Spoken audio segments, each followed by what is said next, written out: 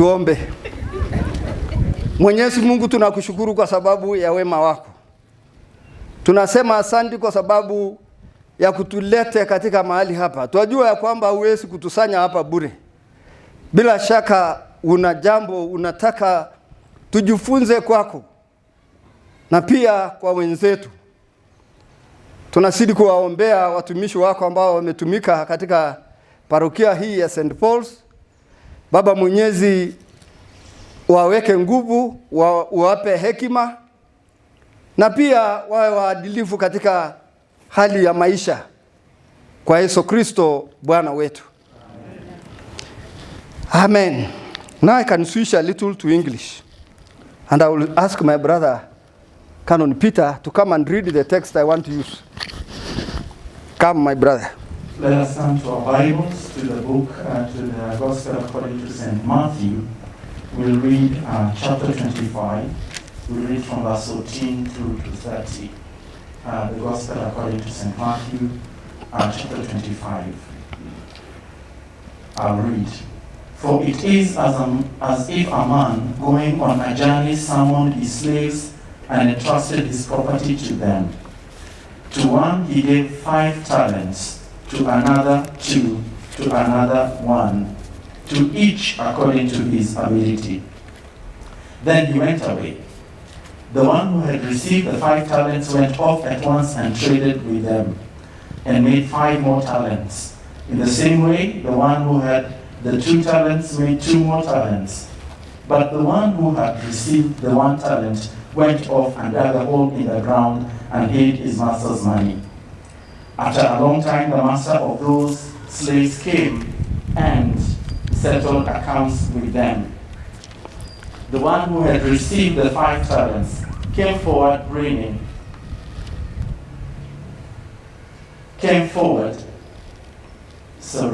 The one who, after a long time, the master of those slaves came and settled accounts with them. Then the one who had received the 5 talents came forward, bringing 5 more talents, saying, Master, you handed over to me talents. 5. See, I have made 5 more talents. His master said to him, Well done, good and trustworthy slave. You have been trustworthy in a few things. I will put you in charge of many things. Enter into the joy of your master. And the one with the 2 talents also came forward, saying, Master, you handed over to me 2 talents. See, I have made 2 more talents. His master said to him, Well done, good and trustworthy slave. You have been trustworthy in a few things. I will put you in charge of many things. Enter into the joy of your master. Then the one who had received the 1 talent also came forward, saying, Master, I knew that you are a harsh man, reaping where you did not sow and gathering where you did not scatter seed. So I was afraid, and I went and hid your talent in the ground. Here you have what is yours. But his master replied, You wicked and lazy slave, you knew, did you, that I reap where I did not sow and gather where I did not scatter? Then you ought to have invested my money with the bankers, and on my return I would have received what was my own with interest. So take the talent from him and give it to the one with the 10 talents. For to all those who have, more will be given, and they will have abundance. But from those who have nothing, even what they have will be taken away. As for this worthless slave, throw him into the outer darkness, where there will be weeping and gnashing of teeth. This is the word of the Lord. Thanks be to God. A story of a wealthy person, a rich man with money in his bags, not coins.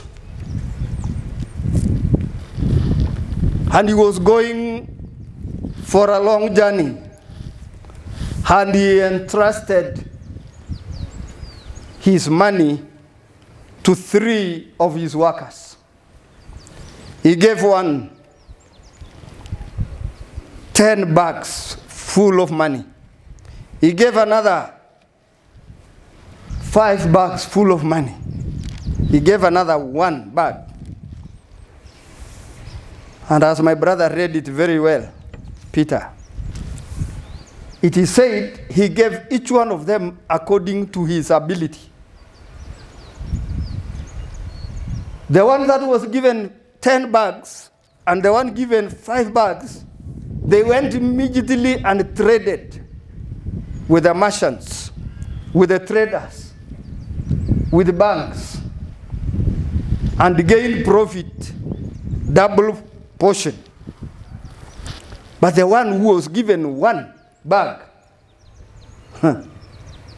it is said he went, dug a hole, I don't know, in the bush or in his compound, and kept the bag there until when the owner returned.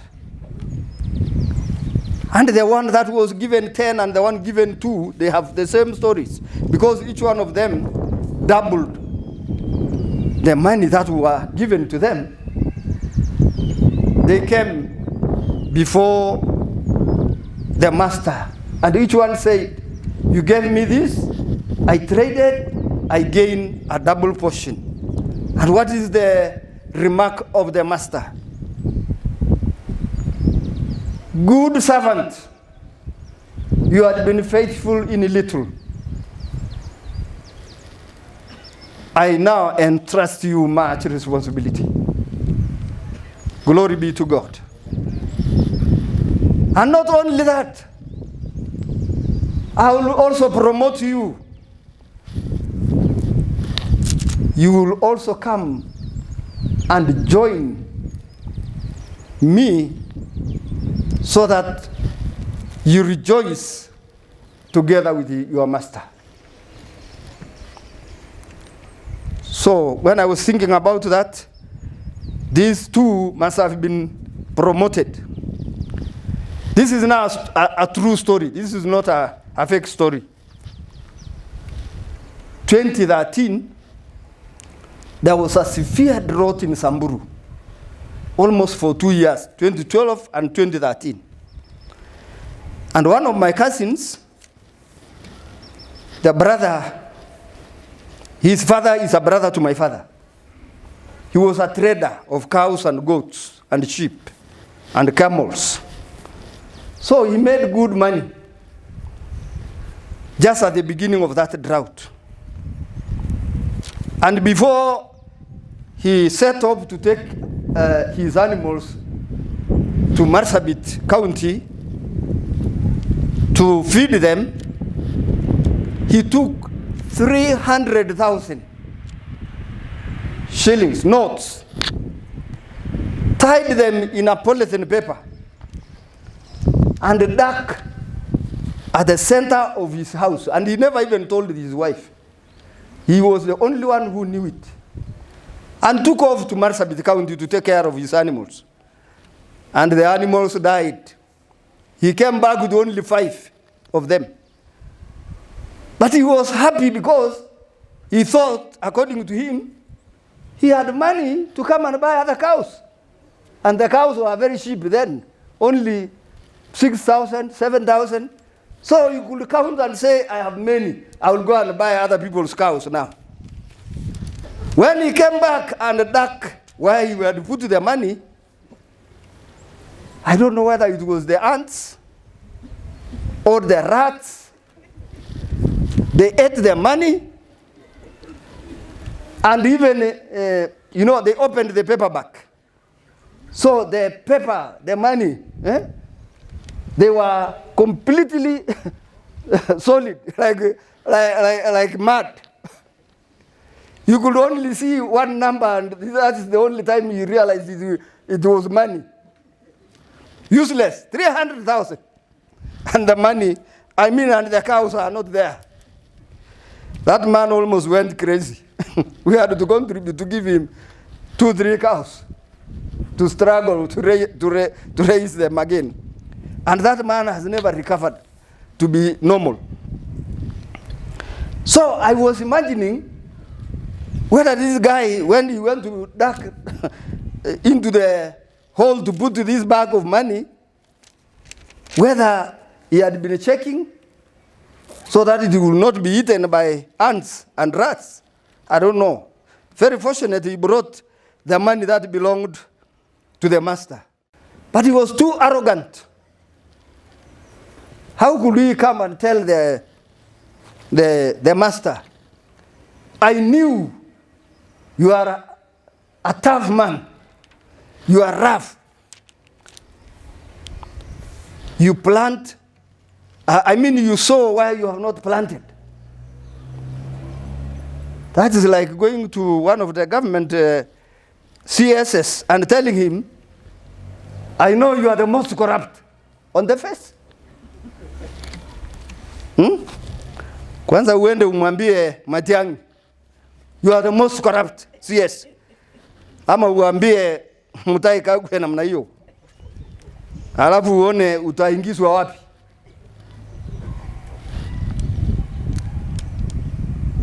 But this man dared to tell the master, I knew you are very tough. And I feared. I went to hid the bag of money you gave me. Have what is yours. Unajua wengi wetu tunajawa na uoga. Wakati huyu ndugu yangu alikuwa akisema testimony yake, na niliona pia ilikuwa imeandikwa ya kwamba he had a slogan ya kwamba whoever comes to his office he had to ask him the state of his heart. Sijui wangapi wetu tunafanya hivyo, ama tangu uokoke unanyamaza tu ndani ya nyumba yako. Ama ndugu yangu Canon, wewe unahubiri tu wakati umepewa nafasi. Wakati huo mwingine yote shauri ya mtu. Nilisema mwanadamu ni msahaulivu wa haraka. We have poured a lot of praises here to this man today, and to this couple, and to this family. Lakini kesho yake mtasahau. Ama kama sio leo jioni. Tutasahau. Lakini ukitenda mwema na usichoke kutenda mwema, neno la Mungu linasema katika Galatia 6:9 na 10, tusipokufa moyo tutalipwa. Hallelujah. The last story, which is also true. Huko kwetu lifespan ya watu sio mrefu sana. Watu hawafikii miaka 100 kama kama baba yetu huyo Mbogo.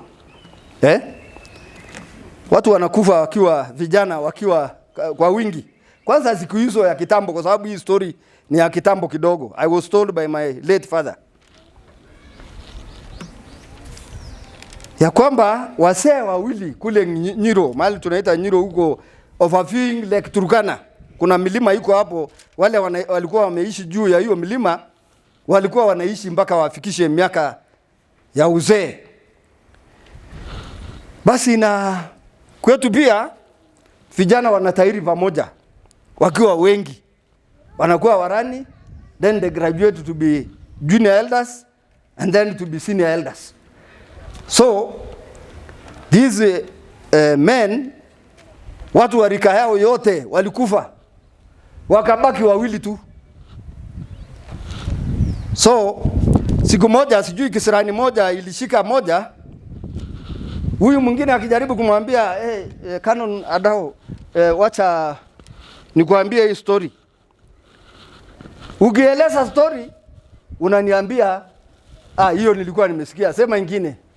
Nikijaribu kukuambia ingine unasema hata hiyo nimesikia, sema ingine. Na wewe sasa wakati unataka kuniambia mimi, si hata mimi nitakuambia wewe hivyo, hata mimi nimesikia hiyo yako. Bas story kaendelea hivyo mpaka wakakosana kidogo. Na kwa hiyo tu story moja akamwambia mwingine, basi kama tumejifunza kila kitu dunia hii, haja gani kuishi? Twende tukufe. Na wakaambiana formula ya kufa. Bishop ndugu yangu, ile ya mambo ya analysis. Waka-analyze wakasema tutakufa kivipi? Na wakakubali kwa sababu kuna cliff kwa Mlima Nyiro of a viewing Lake Turkana, watakuja mpaka hapa juu, wachikane mgongo hivi kama kuhagi jala na waruke. This is a true story. Hiyo sio kwa invented. Now, as they were going, they heard the people crying, or a woman crying. Woo! Woo! Hey, kila moja anajaribu kusimama upright kujua ni nini inafanyika. Sababu wewe ukisikia nduru mchana sio usiku, lazima kuna hatari imetokea. Na unajua kwetu kuna wanyama wakali, simba, hata wakati mwingine nyoka kubwa, fisi. Kwanza kuna watoto wa ndugu yangu juzi walikuliwa na fisi mchana. Kijana wa class 6 na mtoto wa class 3. Kukuliwa kabisa. Sio tu kuumwa. So lazima ukisikia nduru hapana kimbia huko. Na pia kuna bandits. Kwa hivyo ukisikia nduru unajihadhari. Hapana kimbilia huko ovyo. So hawa wazee waliposikia nduru wakajaribu kusimama. Mama moja akapita hapa wakisikia mwingine akilia. So huyu mama kabla hajafika mahali nduru napigwa akaitana fulani. What has happened? Yule mwenye anapiga nduru anasema Harama has killed a camel. Durume kondoo aliua ngamia. Na unajua ngamia vile yako mrefu. Sasa hawa wazee hakuna mmoja amewahi kusikia hiyo story tena. Ya kama ilisemekana ngamia iliua durume ya kondoo, hiyo ni rahisi, anaweza piga teke ama kuuma. Lakini durume ya kondoo kuua ngamia hawajawahi kusikia. Mmoja akauliza, wacha tungoje huyu mama aende huko, kama ni kweli basi iko siku nyingine ya kuishi. Hatuwezi kwenda kufa kwanza. Sababu tutajifunza mpaka uzee wetu. Mpaka siku nyingine kuna kitu tutajifunza ingine tena kesho. So the story ya kwamba huyu ngamia alikuwa amelala. Sijui kama mmeona ngamia kilala. Wale wameona, unajua anakunja miguu ya mbele hivi kurudisha nyuma, na hii ya nyuma analete mbele. Sasa analalisha shingo namna hii kwa kichwa. Kwa mchanga, na lazima anatingisa tu kidogo hivi. Sasa durume wakati ngamia alilala namna hiyo, dume ya ngamia wakati amelala namna hiyo anakaa tu kufanya hivi, durume anafikiria anataka kugonga yeye. Sasa yeye alienda nyuma sana, akakimbia na nguvu yake yote. Na unajua kichwa ya ngamia ni kidogo sana. Durume ya pembe alipopata, boom, akagonga akapasua. So it is a true story. Durume aliua ngamia. Hawa wazee wakakubali kurudi kuishi. So my brother Mbogo, I'm also retiring in January. So tusifikiri kama vile ndugu yetu Masiga alituambia, tulifikiri tulijifunza yote. Hatujamaliza kazi. Kazi bado iko. You know, nyinyi nasikia hapa mko na parishes more than 200? If not 200. Unajua mimi niko na parishes ngapi diocese ya Marala? 9 peke yake. Na wachungaji ni 11, 12 pamoja na askofu. Na nimekuwa askofu kwa miaka 12 sasa. Lakini hata kuwapata 11 na hiyo parishes 9, nilianza na parishes 4 na wachungaji 3 na mmoja akafa, mmoja akaretire. Sasa ningebaki na mmoja wale. Sasa hawa 11 ni wale mimi nimewaweka. Kazi bado. Ndugu yangu. Sasa mimi huwa nasunguka hiyo parishes yangu 9. Unajua mimi natembelea parish yangu moja. Naenda kila congregation, 66 of them. Kila nikienda parish kwa mwaka mzima lazima nitembelee kila congregation. Askofu wenu nasikia hapa akija anakuja tu headquarter. Watu wengine wanakuja huku. Lakini hata ikiwa hivyo County ya Samburu kama mnajua kwa map, it is bigger than Central Province, the former Central Province. Kwa hivyo hapana tembea tu hivi hivi, unaenda unachoka. Tena kuna jua. Kama ni kwetu saa hii, hakuna mtu angekaa kwa jua namna hii. Kama wale wanakaa pale, Baragoi huko, Uamba huko. Kana Rosemary anajua. Karibu ni sahau. Unajua wakati mlikuja search yangu, tulitembea Baragoi. Do you know Timothy Ranji alitununulia hema 100 sita na akatuwekea tena gari mafuta ya kupeleka mpaka Mara. Tunatumia mara nyingi siku hizi. Hata watu wengine wanakuja kutuomba. Lakini uzuri imeandikwa ACK Diocese of Mara. We are proud of that. Na kila wakati tukiweka namna hiyo tunakumbuka Timothy Ranji. Mungu awabariki, Mungu awalinde. Tukumbuke mwanadamu ni msahaulifu wa haraka. Na tena hakuna mwisho ya kusoma. Mungu awabariki.